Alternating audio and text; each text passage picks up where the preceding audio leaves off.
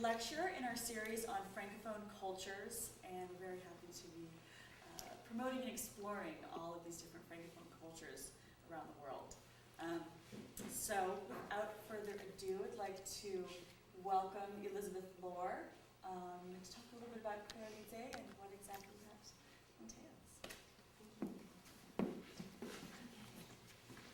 So I'd like to thank you as well for coming, and thank you, Stephanie, for giving me a call and giving me this opportunity to speak about one of my favorite subjects.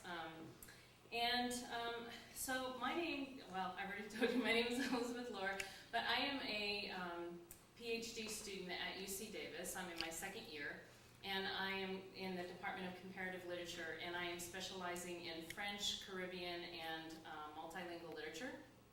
I did my master's thesis at San Francisco State, and specialized also in French and Caribbean literature there, and that's where I discovered La Créolité and Patrick Chamoiseau. And so I'm thrilled to have an opportunity today to share with you what I know. I've had to truncate a lot of the information, so feel free to ask tons of questions at the end, because I have more information that I couldn't possibly fit into this presentation. So what I'm going to do is I'm going to talk about negritude as the first movement, the literary and cultural movement that leads to La Créolité. I will also go into Anti-Anité, which is the second movement, and then I'll talk more specifically about La Créolité and Patrick Chamoiseau's novel and how that fits into La Créolité. So to start with negritude. The negritude movement was founded by Aimé Césaire from Martinique, Léopold Senghor from Senegal, and Léon Damas from Guyana. And they were all three in Paris attending the university in 1935, so that's right between World War I and World War II. And this was also a time where the European modernists and artists were responding to the social fragmentation, alienation, and loneliness and insecurity that came from the events that led up to World War I, during World War I, and the technological advances that had started during the 19th century and continued to move into the 20th century.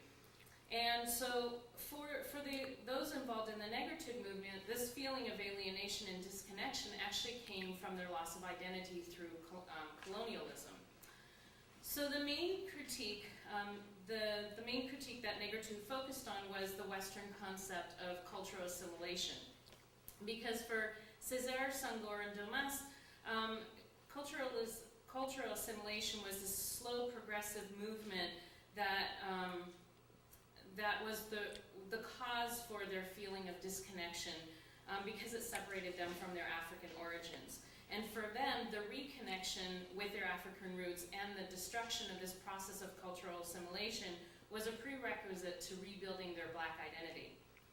So they started a journal called L'Étudiant Noir, which is the black student, and they started this in 1935. And in the first edition, Aimé Césaire wrote an article where he attacked the idea of cultural assimilation by criticizing the older Black generation for having appropriated the French culture, and then he also was calling on the Black youth to revolt against cultural assimilation by creating new forms of expression that expressed the Black experience.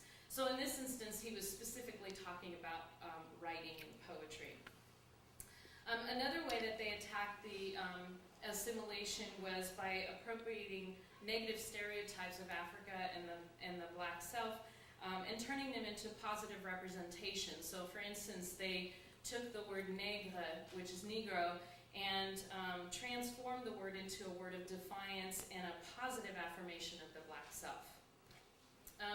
There were two influences on the negritude writers. Sorry, I should have had that up a little earlier. This is the one I want now. Okay. So there were two influences. One was the Harlem Renaissance poets. After World War I, the Harlem Renaissance poets they traveled back and forth between Paris and the United States. Sometimes they stayed for just a short period of time. Other times they stayed much longer. Black poets and writers like Claude McKay and Langston Hughes influenced the Negritude writers with their revolutionary poems about race and identity, and awakened a sense of Black consciousness and an international Black identity and solidarity. But it wasn't necessarily this idea of revolution that interested the Negritude writers. It was more this idea that of having a new Negro who was not afraid of expressing his Blackness through his writing or through his art. The other influence was through the writings of two anthropologists. One is a French anthropologist by the name of Maurice Delafosse, and the other one is a German anthropologist by the name of Leo Frobenius. And for the French, so this was the first time a lot of the students at the university were reading the works of these two anthropologists, and for César Delafosse, I'm mixing it up, César, Senghor, and Damas, this was the first time they had read anything that was written by Europeans that spoke of the existence and the greatness of the African culture and civilization. Frobenius' work especially was influential for the Negritude movement because he focused on uncovering Africa's past in order to show that it had an evolving history and that it was an important part of world history. So, in addition, he promoted the idea that history and culture were linked, but that they were separate from the individual. And in essence, what he was challenging was the Enlightenment concept that culture was universal and uniform, and which was what had encouraged the cultural assimilation into the Western bourgeois culture. So instead, Frobenius focused on how African culture was the complete opposite of the Western culture. So for the writers of Negritude and for all the writers of colonized regions, the issue of language took on an even more central role in their writing. Throughout their education, they had been forbidden to use their own languages, and they were forced to master the French language. So the question that they now faced as writers of Negritude was how they could how they were going to resist cultural assimilation while writing in the colonizer's language. So one way that they did this was by mastering the French language, and to such an extent that they could subvert it, deform it, and transform it to give more of an essence of their own identity. But again, what some of the critique of Negritude that we'll see later with the Creolist was that by using the French language, they were actually reinforcing the power of the colonizers. And so that's a critique we'll see a little later. So I know that was short about Negritude, but I want to move on to Anti-Amité. So as the years went by, Negritude philosophy became exactly what it was criticizing. It was criticizing the idea of uniform and universal culture, but that's actually what it became because now they were promulgating this idea of a universal Black identity and a single cultural heritage, which was derived from the African origin that had been torn from the African people by colonization. So in the 1960s, Edward Glissant rejected this Negritude idea of a centralized notion of a Black identity, and he asserts that the Caribbean identity is different and specific to the region of the Caribbean. So therefore, the Black Caribbean identity isn't fixed and uniform and universal like the Negritude intellectuals were saying. He said that the Black identity that Negritude claimed for all Blacks was based on a hierarchy of cultures and civilizations that was based on a Western model of humanity, and that it was this culture that everybody had to aspire to. So in Glissant's mind, he said identity is constant shifting and in a continuous process of becoming. So like the rhizome. The rhizome is like a root that goes just on the surface underneath the ground, but the rhizome has no points or positions, but only linear multiplicities, or lines of flight. It breaks up, it scatters, it disseminates, and it's constantly changing and increasing in multiplicities and expanding connections.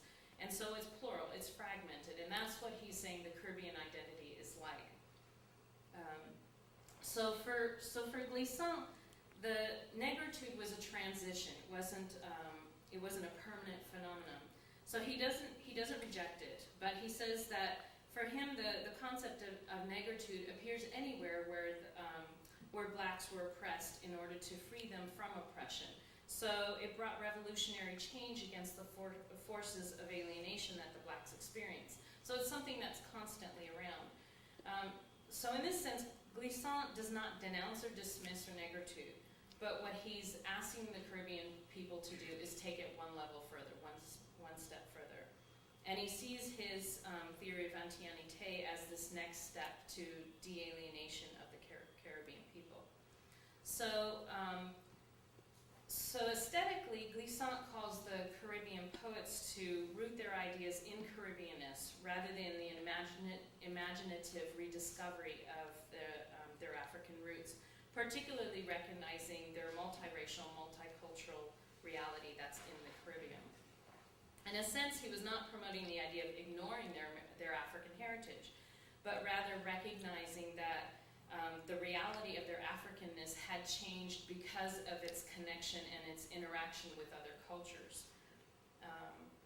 And this was not meant to be equated with assimilation, but to recognize the slow progressive change that comes from the intermixing of cultures. So one of the other issues that Glissant had with the cultural assimilation, like the negritude, was the idea of history, and the fact that the Caribbean lacked a collective memory. So Glissant takes an issue with the way that the Western methods had been used to record and narrate Caribbean history. He states that Western ways of recording history as linear and hierarchical doesn't work for the Caribbean, for documenting Caribbean history, because the history of the Caribbean people had been destroyed and distorted by colonization. And so, for example, the negritude intellectuals, and him as well, had been taught French history. They'd been taught that their ancestors were not Africans. They weren't taught African history. They were taught that their ancestors were the blue-eyed blonde Gauls. So one of the examples of how history had been distorted is that the French government in the 19th century, the French government had told the Martinican slaves that the Guadeloupean slaves had insisted had actually demanded the reinstatement of slavery in 1802. I mean, that sounds ridiculous to us now, but this is what the French government was lying and saying. So these distortions of Caribbean history prevented the development of a collective memory among the Caribbean people and reinforced their alienation. So for Glissant, it's not a question of history in the singular, but rather a collection of histories, small stories, and multiple experiences that had to come together to form the history of the Caribbean. So for him, he believes that literary and historical projects need to come together and work together, and that linking history with fiction was necessary, and that the Caribbean writer and the process of writing literature was the solution to the collective historical memory for the Caribbean. As with negritude, anti-anité was also concerned with language. Glissant said that the Martinican writers were caught between two languages. They were in a situation what he calls forced poetics, and forced poetics is that opposition between a language that we use and a form of expression that we need. And so he basically said that the Martinican writers were stuck with the French written language that was an imposed language, but it was a language that was inadequate for expressing the Caribbean experience. It didn't have the necessary vocabulary expressions to be able to clearly express their reality.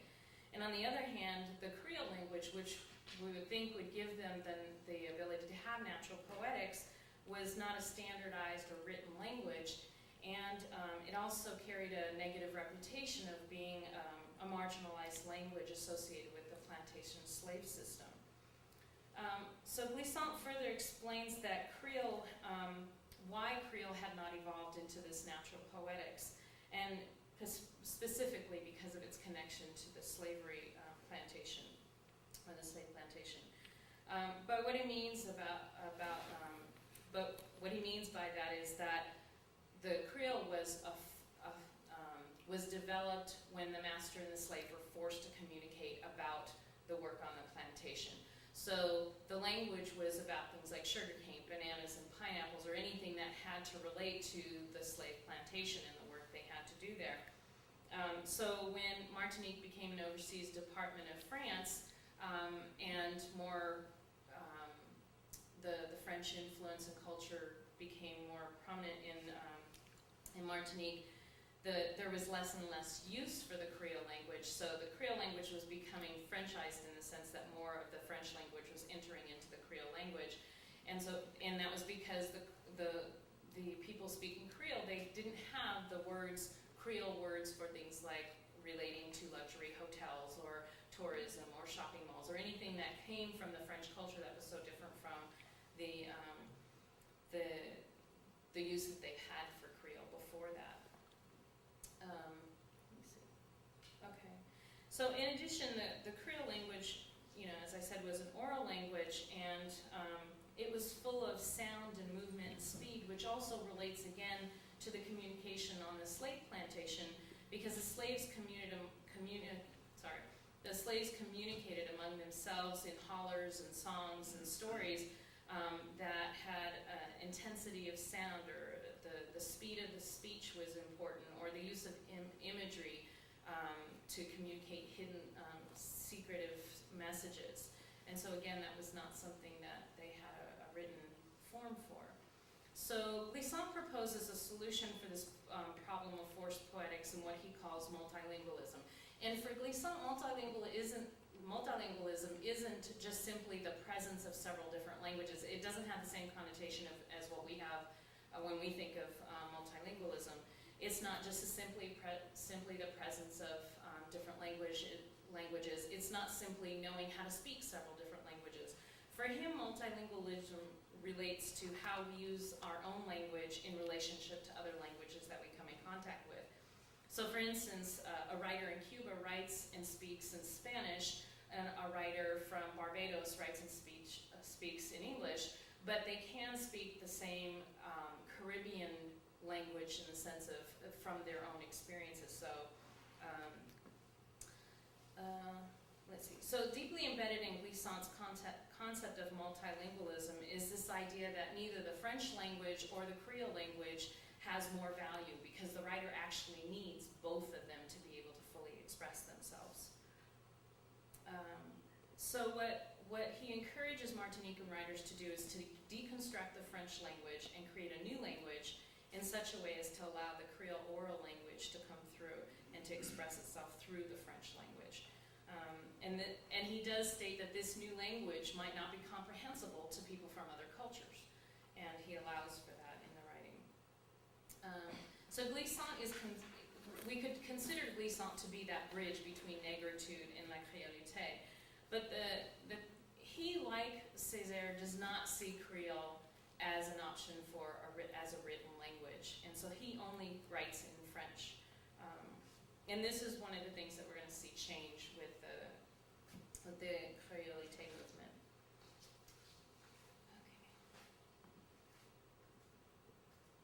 Okay. So now we're going to move on to créolité. So in the last 3 decades of the 20th century, Caribbean writers were still grappling with this question of how to, concerning the relationship between life and art, and particularly how to create an aesthetics approach to help reconstruct the Black identity. And so in 1989, 3 Caribbean writers, Patrick Chamoiseau, Raphael Confiant, and Jean Barnabé, wrote the Creole Manifesto entitled Éloge de la Créolité, which is in praise of Caribbean Creoleness, which is a direct attack on negritude, and it highly relies on the idea, Glissant's ideas of anti-anité.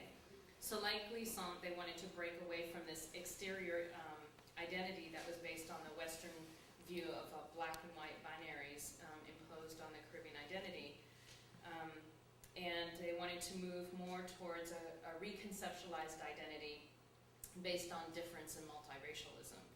And they also believed that the way to do this was by valorizing the Creole language and the Creole culture, and specifically through their writing.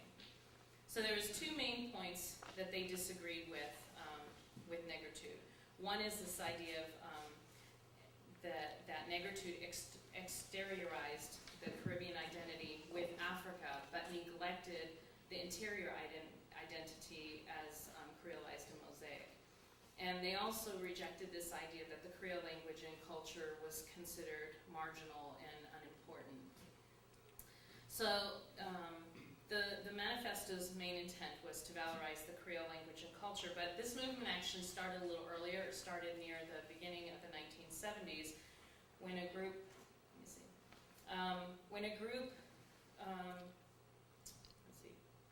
when a group of academics that included Jean Barnabé organized themselves to defend and promote and illustrate the Creole languages, and that group is called GERE, Groupe d'études de recherche en espace créolophone. So it's a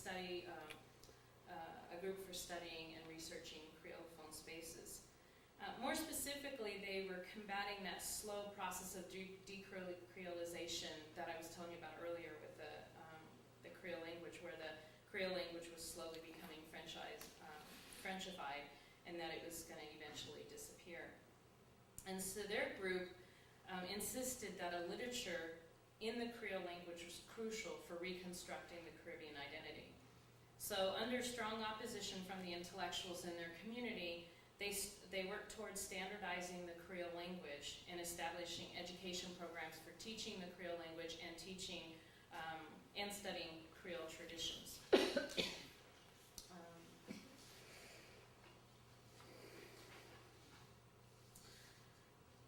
So the attempt to transform the oral Creole language into a written language divided the intellectual community. It was met with a lot of opposition from Aimé Césaire and his followers, because they said, why should we pursue to standardize an accidental language when we already have a sophisticated language, the French language, that they could use?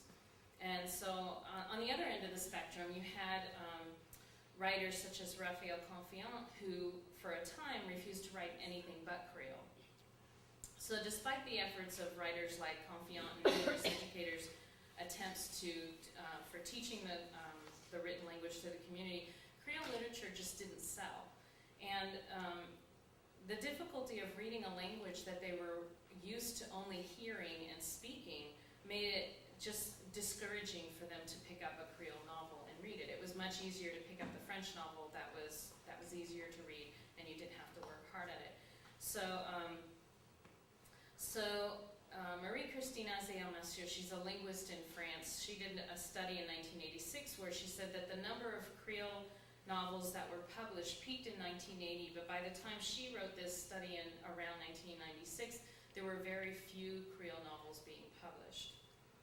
So this lack of success with the Creole novel impelled Creolists like Chamoiseau and Confiant to search for another way of writing that would still represent the Creole language and the Creole people, but in a way that was much more comprehensible to the larger reading public. So the goal consistently was to turn away from this exterior identity based on the European and African identities, and to turn more inwards and to look at the core of the Martinican culture as seen through their own eyes, rather than seen through the eyes of the other cultures. So this vision inspired Patrick Chamoiseau to write his first novel, his first published novel in 1986, The Chronicles of Seven Sorrows, which combines the culture, the language, and the history of the Martinican people. And the success of this novel encouraged others to follow suit. And 3 years later is when they wrote Éloge de la Créolité. And so they explain in the manifesto that for them, the freeing themselves from that outward gaze, the looking at them from the African identity or from the European identity, allowed them to explore their true collective identity of the Creole people. And I want to read you a quote from the manifesto. It says, "Thanks to this freedom, we can revisit and reevaluate our whole literary production, not so much because we want to be the voice of those who have no voice, but because we want to perfect the collective voice, which has no audience, yet roars in our being. Because we want to take part of it and listen to it until the inevitable crystallization of a common consciousness. So, in an interview, Patrick Chamoiseau says that when he first started to write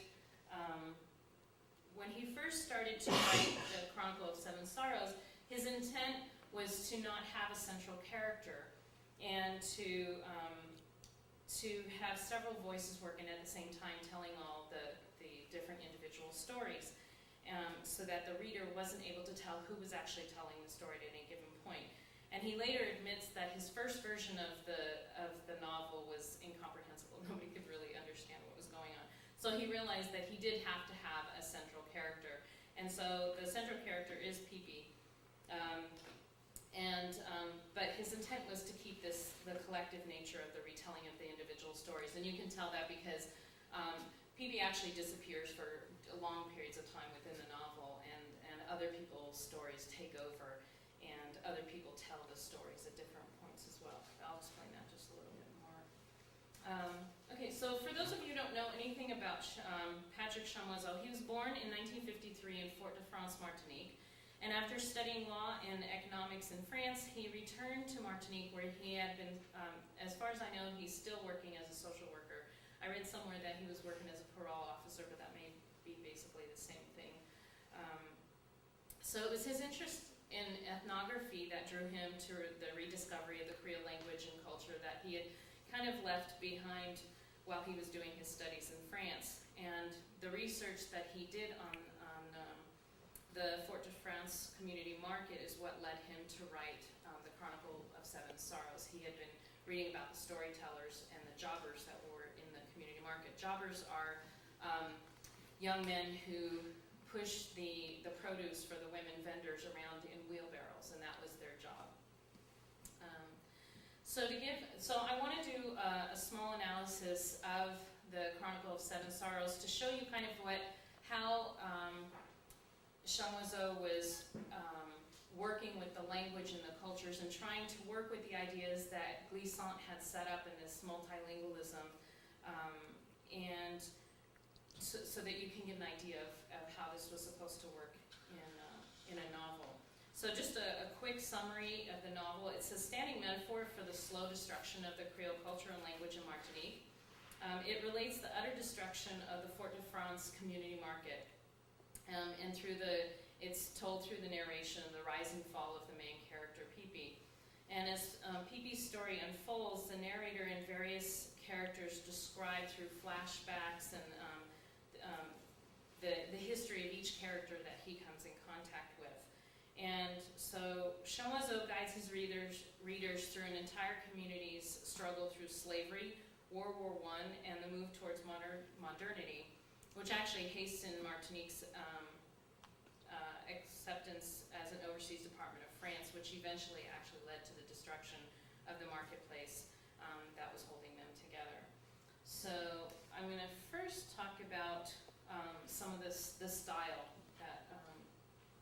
that we can see in the novel that relates to this idea of multilingualism. So the first is finding a way to make the oral tradition come alive in the text. And there's two main ways that we can see that. One is that the narrator speaks directly to his audience through a lot of the text. In fact, the very first page is a direct address to the audience, to whoever is reading the text. And so you feel like you're sitting in a storytelling seance and you're going to hear about these people's lives. And throughout the text, he pops back out, the narrator pops back out and talks to the reader directly, periodically. The other is through onomatopoeia. So there's different points. There's a lot of punctuation in this book, a lot of exclamation points, and there's words like flap and wabap that are meant to create sound in the text. One of the other things is this long non-linear history. So the novel doesn't start at one point and you follow it through a normal historical line till the end. What you have is that you have one story that starts at this particular time, and then Pee-Pee will run in and into contact with a new person, and there'll be a flashback to a time period way earlier. The narration about slavery is actually 2/3 into the novel, whereas the World War II is before that, pretty near the beginning. So it's a non-linear history that he follows in the novel. The multiracialism in the text, he includes characters from many different races. So you've got coolies, which are Indians that come from India. You've got the mulattoes, who are black and white, and then you have the blacks, you have the Lebanese. So he does his best to try and include many different races within the text. The collective voice, which I was talking about when explaining Antianité, there we see it. One is that we see it by different characters taking over the narration. So your narrator lets go of the narration of the story so somebody else in the story can take over. The other thing is that you don't know who your original narrator is, because he never tells you who he is. He says he is one of the 5 jobbers that are in this tale, but throughout the novel, you don't know which one of these jobbers he is, because he talks about every jobber in the 3rd person. He never says I. He says we or us, or he talks about these jobbers as with their individual names directly about them, but he never says who he is. So you just know he's part of this little group, but you don't know which one of these guys he is. And then the multilingualism, and this is where, for me, this is where I think he has quite a mastery in working with language here. He has standard French, colloquial French, Creole, and then he has what some people have been calling French, creolized French, where he takes the French language and he changes it, and he changes it to represent different things. So you might have a verb that he has changed into a noun, or vice versa, or different little things like that. What I want to look at more specifically, like I said earlier, the Creolists were highly criticized by the intellectual community in Martinique for wanting to standardize Creole, for wanting to write in Creole. But their criticism didn't only come from within the community, it also came from outside. When people who study literature or linguistics are going to look at this phenomenon, because it's interesting. And so the linguist that I mentioned earlier,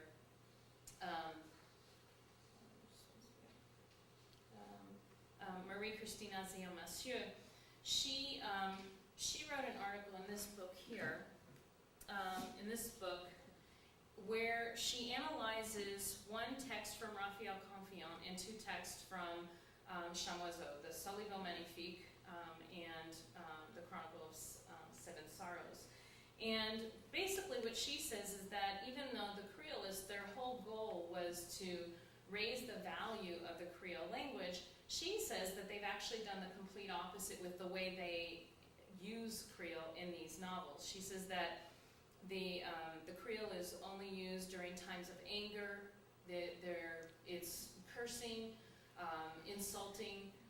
They're usually insulting somebody who's ever using it, or the language makes them look weak. That they look like they're unintelligent. And I think if I haven't read Raphael Confiant's book, so I can't judge her analysis of that one. I have read the 2 Soliveau Magnifique and Chronicles of 7 Sorrows. With Soliveau, I could probably agree with her if that was the only text I'd read. But with Chronicles of 7 Sorrows, I actually think there's a lot more going on in here than she gives him credit for.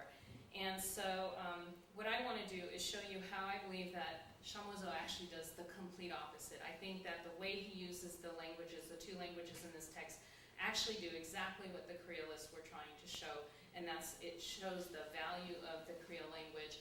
And what actually happens with the French language is he creates the image of the French language becomes a language of destruction and deception. And so I'm going to show you that specifically. Hazia Monsieur only looks at long phrases of Creole in the text. So I think she does him a bit of disservice by not looking at the loan words. Loan words is when you just have a particular word that's inserted, just a little word here and there in the middle of a text. But I think you need to include these. If you're going to say that Creole's creating a negative image by the way it's used, then you need to look at all of it, and you need to look at it in context. And so I do want to look at the loan words first and just see what kind of, when are these showing up. So the first are, I apologize for anybody who speaks Creole because I don't know how to pronounce these, so I'm going to say that ahead. There's small exclamations like Merci bon Dieu, which is just thank you, Lord. And that's an eh ben, which is also just expressions, and they're usually in moments of surprise or in relief. And so that's not a negative image there. That's just an everyday image. I want to start with the next one here. My child, this is your home. The Ishmoen. That's a situation where an older woman has taken in a younger woman who has had a really rough childhood and just got out of a really difficult situation. And this older woman is welcoming her into her home. So this is another instance where the Creole that's being used here is a moment of tenderness. It's a kindness. And so this, again, doesn't create this negative image that Hazia Monsieur is talking about. The other one, which I actually think is kind of interesting, is the one right above that, which is petite. And this is uttered by Anatole, who is actually a diabolical character. He is Pipi's father, but the way he becomes Pipi's father is that he rapes Pipi's mother in her sleep through through magic. And so you actually don't really like him very much. At least I didn't. But he comes to see Pipi when Pipi's probably under 10 years old, I think. He comes to the marketplace to see Pipi, and he calls him Petite. And so, that is a word of tenderness and a term of endearment. And so I thought it was interesting that Chamoiseau would use a Creole word here for Anatole to talk to his son. Because again, I thought that what this did is it changed a negative image of a character into, just for a moment, you saw this slight moment of tenderness there. So again, it's a positive, not a negative. So the next part down here is an interesting situation. Again, we just have a loan word. We just have Lolo here. You do have a line of Creole up above. So in this instance, this is a moment when Pipi has become lovers with Madame Jupiter, and Madame Jupiter, before she met Pipi, had 5 lovers before him, and they used to rotate and come to her house on a regular basis to sleep with her. And Madame Jupiter has about 7 or 8 kids, I can't remember, but it's quite a large number. And but once she starts sleeping with Pipi, she no longer sleeps with these other 5, and the other 5 are not so happy about this situation. They keep asking Pipi, well, why don't you sleep with her during the week and let us have her on the weekend or something like this? But he refuses. And so they start yelling through his window every night. They would yell, "Pakotela, pakotela," no screwing in there. And so it was annoying, but Pipi didn't actually do anything for quite a long time until one of these jilted lovers threw a rock through the window and actually hurt one of the children. And then he let off. So then Pipi comes running out, and he curses them. And a curse on you scoundrels, your balls will dry up and your lolos will shrivel. So if we want to, this is one place I could give Hazia Monsieur, I almost spoke in French, sorry, a little credit. But again, it is a negative situation. He is cursing them, but on the other hand, if you take the context and put it into context, he is cursing them to protect a woman and children. And so, again, here, I still see this more as a more positive than a negative. Okay, so what Hazia Monsieur actually does analyze are the longer phrases in Creole. So I want to do that with just 2 short stories. But in order to be able to do it in a way that would be able to clearly show you what I mean by how it's creating this positive image of Creole and negative image of French, is to use a particular theory by John J. Gumpertz. He's a linguist at UC Berkeley, and he created a theory called metaphorical code switching. And here, metaphorical code switching describes how the speaker relies on an audience's understanding of the relationship between the words spoken and the social context in which they're spoken. And it also involves understanding the relationship between the 2 languages. So when there are 2 languages in the community, you have the we code, which in our instance in this text would be Creole. The we code is what receivers tend to interpret as the speaker's involvement in a community.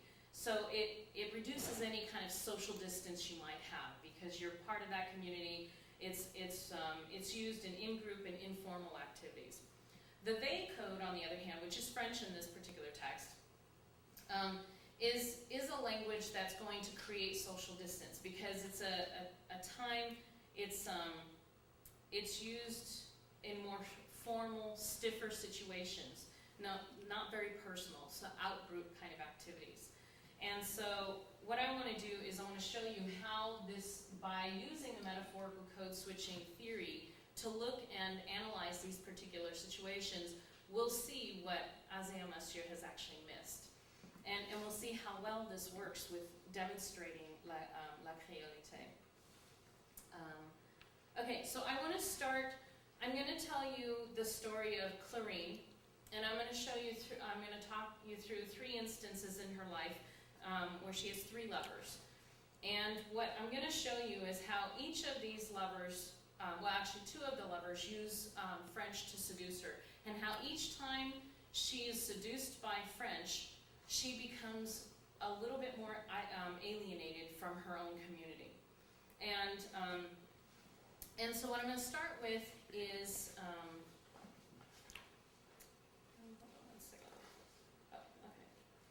her first lover is Alphonse Antoinette. Well, first of all, I need to give you a little background of Clarine. Clarine's mother did not send her to school, and the narrator tells us that Clarine actually didn't speak until she was about 15 or 16. Her mother thought it was more beneficial to send her out to work, and so she oftentimes worked in the field, and when she met her first lover, she was working taking care of cows. And so she spent a lot of time alone, and so she did not speak at that point. So when Alphonse Antoinette comes upon her, he's a city musician.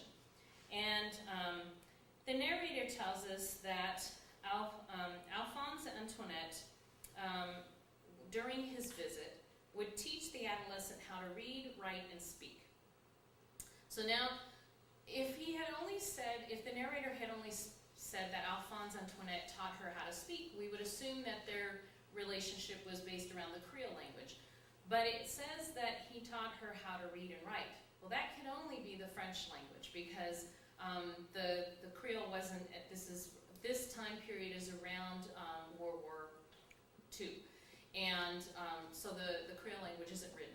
So if he's teaching her how to read and write, he's teaching her French. So their time together is spent around the French language. So the thing is, Alphonse Antoinette also taught her how to get pregnant. And so she gets pregnant, and once Alphonse discovers that he's going to be a father, he freaks out and leaves and dies in a ditch somewhere, literally dies in a ditch somewhere. And she's left, her mother actually takes her to a medicine doctor to abort the child. So as soon as the child is aborted, she leaves her mother, she leaves her community, and she goes into the city. So this is the first instance of alienation. That's basically, I'm interpreting this as the French language had a huge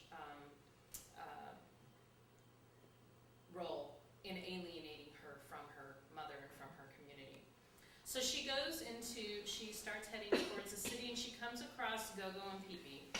And Gogo is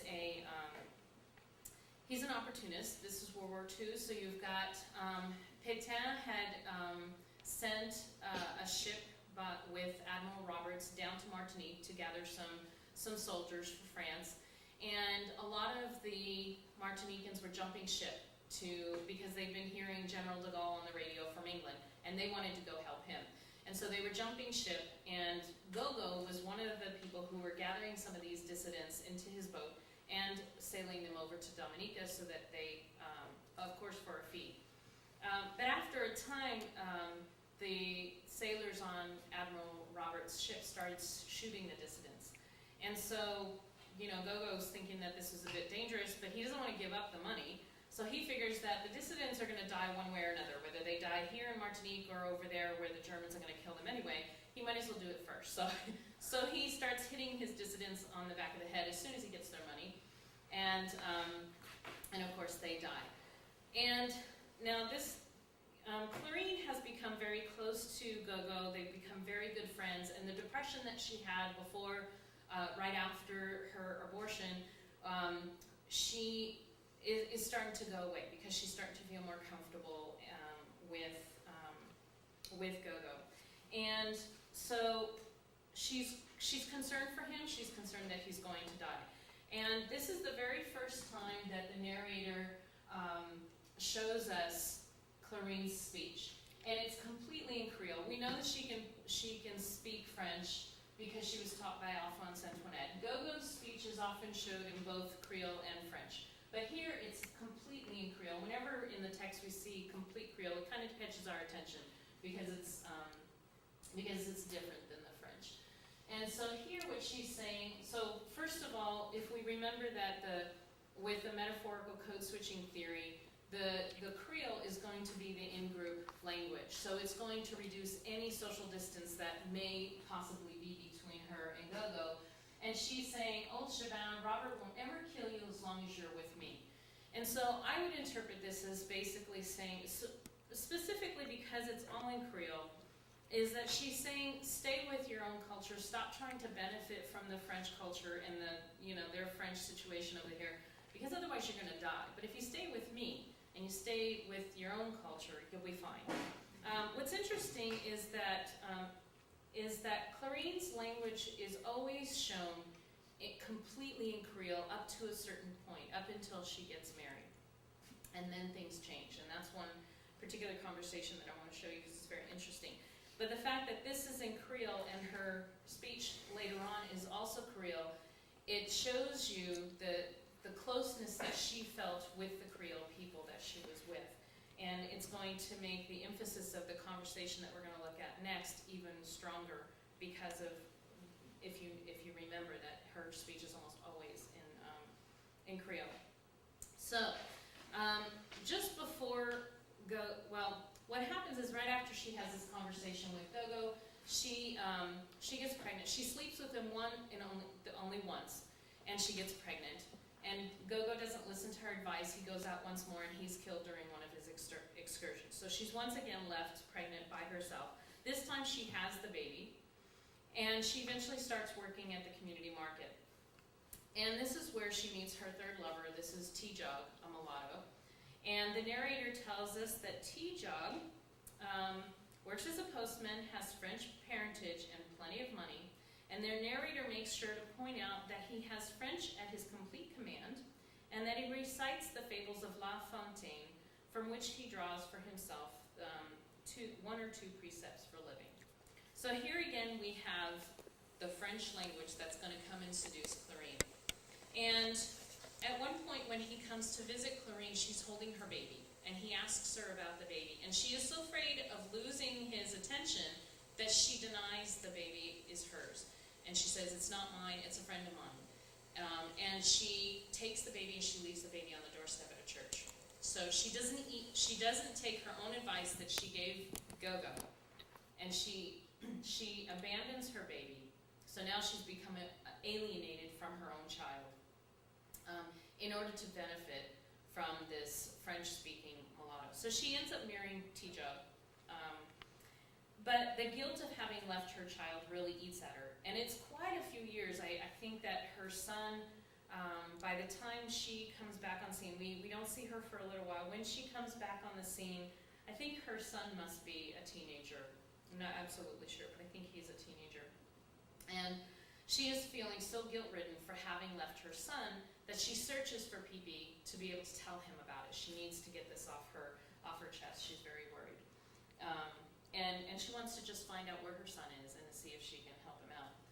So this is the conversation. We aren't given the conversation when she actually tells PP what she's done, but here's the conversation that comes right afterwards. What's interesting here is PP's conversation, his speech throughout the text is always a mix of French and Creole. And we find out later on in the novel that PP actually doesn't really speak French. He learned a little bit in school, but he really can't put sentences together. So it's interesting here that Chamoiseau chooses to specifically make sure that all of the sentences that Creole speaks, that PP speaks, are in strict French. And here, Manjal, who is Clarine, her name has changed because she's gotten married. So Clarine is actually, she starts off in French. So he asks her, so you abandoned Gogo's child, where exactly? She answers him in French, and then he exclaims in surprise. And her response is to switch to Creole here. And so there's two ways that we can interpret this. We can interpret this that she's just so emotionally distraught that she goes back to her natural language. We could interpret it that way. But I think that Chamoiseau has a higher purpose in doing this. Because if we use this metaphorical code switching theory, what she's doing here with Chamoiseau, with PP, is she's reducing that social distance between him and her. She started off in French, which gives that a larger social distance, but she switches to Creole to say, what else could I do? So she's begging him to understand her situation. As the conversation continues, PP continues in French. He does not switch. And Gumpertz, with this theory, says that when somebody switches to a closer, a social distance reducing language, and you don't, you're actually passing judgment. So this is Gumpert's theory. So if we looked at it this way, by Chamoiseau continuing in French and not switching to Creole, or not even, Chamoiseau's not even showing partial Creole here, it's all French. That he's basically, you can tell he's not happy. And so she continues in Creole, hoping to somehow get his sympathy. And she says, well, what else could, he says, I don't see how I can help you. And she just says, I just want to find out where the little one is. And so his response, and this is where I think it gets a lot more interesting. His response is to say, well, do you want it back?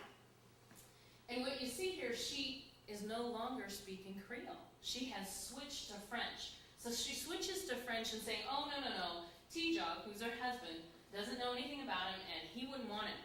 I'd just like to help the child. So there's two things that she's done here. One is she's created this social distance between her and PP. She's really created quite a gulf here. And there's two things that she's saying by using the French. One is that she does not want to be reunited with her child. She wants to keep that she wants to stay alienated from him. The other is it's the language of money. The French language is the language of money. And she's saying, she's showing her superiority here, that she is now part of this French culture. She has money. She wants to be able to help her child financially, but she doesn't want to be reunited with him. So she's not looking for to be reunited and de-alienated from her community or specifically her son.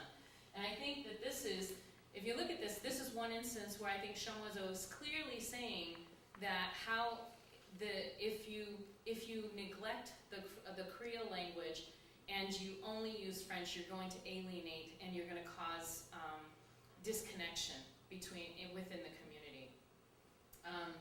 And there's one more example that I want to give you that's I think is an even stronger example, but it basically is showing the same thing. Near the end of the novel, we have a scene with Aimé Césaire. This is the only time Aimé Césaire appears in the novel, and he's the only real person in the novel. Everybody else is fictitious. And so this is a conversation between him and Pepe. This is a point where, this is when Pepe had been with Madame Juper for a while, he had gotten to the point where he couldn't feed the children were starving, and somehow he creates this magnificent garden that he's able to grow plants that are perennials. He's able to grow them all year long. He's able to grow them into huge sizes, and he's able to feed not just his own family, but he's then able to help feed the rest of the community that he's a part of. And so Aimé Césaire, with fully good intentions, wants to understand what Pipi has done here to create this garden so that he can pass it on to the rest of Martinique, so that the rest of Martinique can benefit from this. But what you discover here, if you look at this conversation, Aimé Césaire only speaks in French. Not only does he speak French, but he speaks a very high sophisticated French. And Pipi only speaks in Creole. This is another one of those times that Chamoiseau shows his speech completely in Creole. There's no French involved in here. And basically what's happening is that in the beginning, Césaire's asking, well, how do you do this? How do you get them to grow so long? And Pipi's first response is, what did you say, Mr. Mayor? He doesn't understand what Césaire has. So already we see this social distance happening because they're not communicating. Césaire is not willing to speak Creole in order for Pipi to understand. And Césaire, instead of switching to Creole, he continues in French. And at some point, Pipi does kind of figure out what Césaire is saying, and he responds in Creole, basically saying, well, the children were really hungry, and that's what motivated him to create the garden. Later on in the novel, we find out that the journalists who were there had recorded Pipi's response in a perfect French sentence. So it looked like Pipi actually could speak French when Pipi can't. So again, what we see Chamoiseau doing here is he's again showing that the French language is causing a disconnection within the community. Aimé Césaire, who has good intentions of wanting to know what's going on and how Pipi has managed to create this garden, cannot communicate with Pipi. And in fact, what ends up happening is that Aimé Césaire sends a bunch of scientists over to Pipi's garden with him to try and record how Pipi does everything. And the scientists, with their highly intellectual manuals that Pipi is trying to read but can't because they're all in French, what ends up happening is that Pipi's garden is destroyed. And from that point in the novel, we see everybody else's life slowly go into destruction, and people start dying off from that point, including Pipi, who dies at the end. And so I think that going back to Hazia Monsieur's her analysis, I think if you look a little more closely and you keep the social context and you look at how the languages play against one another, what you see actually is that the Creole language does not necessarily create a negative image. In fact, a lot of times it creates more of a positive image of the Creole language, and it shows the Creole language being a language that draws the community together. And what you see instead is that the French language does the complete opposite. And I think this is what they were trying to get across through this manifesto, is that the Creole language was important in keeping the community together. And so basically that's all I have to say. That's a lot. It is a lot. But it's fun. I absolutely love this novel. I think it's an incredible novel. So if you haven't read it, you gotta read it, because it's really great. Okay.